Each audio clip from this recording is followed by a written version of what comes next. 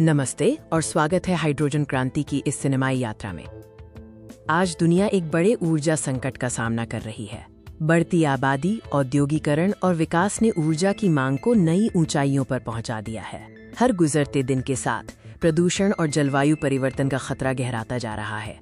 कारखानों से निकलता धुआं हमारी हवा को जहरीला बना रहा है, जिससे हमारे ग्रह का भविष्य दांव पर है। लेकिन क्या होगा अगर कारखानों की बेकार गर्मी से भविष्य का सबसे स्वच्छ ईंधन बनाया जा सके? क्या हाइड्रोजन दुनिया की ऊर्जा व्यवस्था को बदल सकता है?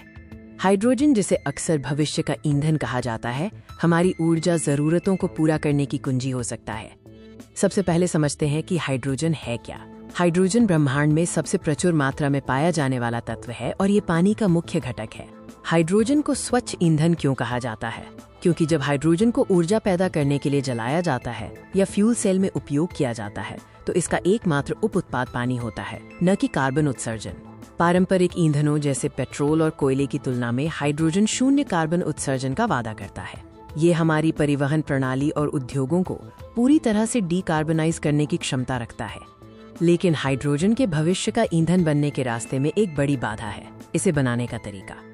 आज हाइड्रोजन का उत्पादन महंगा है और इसमें बहुत ऊर्जा लगती है, जिससे इसे बड़े पैमाने पर अपनाना मुश्किल हो जाता है।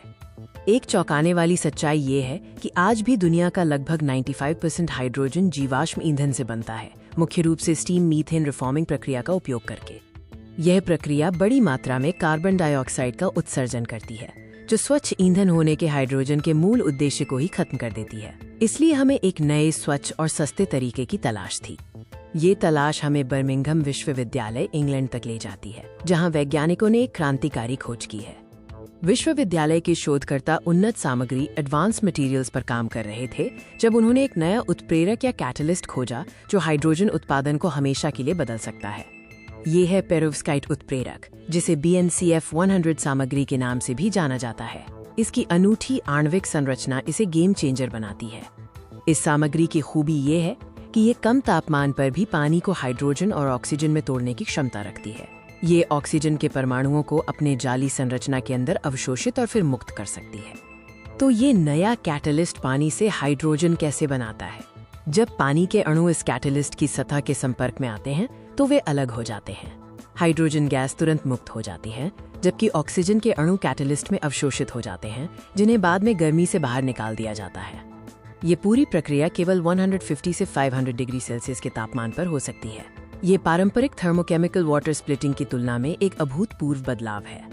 परंपरागत रूप से पानी को तोड़ने के लिए 700 से 1000 डिग्री सेल्सियस की आवश्यकता होती थी और कैटलिस्ट को फिर से इस्तेमाल करने के लिए 1300 से 1500 डिग्री सेल्सियस तक। अब कल्पना करें, ये काम कितने कम तापमान पर हो सकता है। इस खोज का आर्थिक और पर्यावरणीय महत्व बहुत बड़ा है।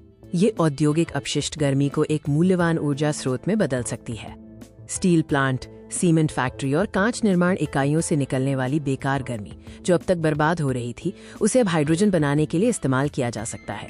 यह स्थानीय हाइड्रोजन उत्पादन को बढ़ावा देगा।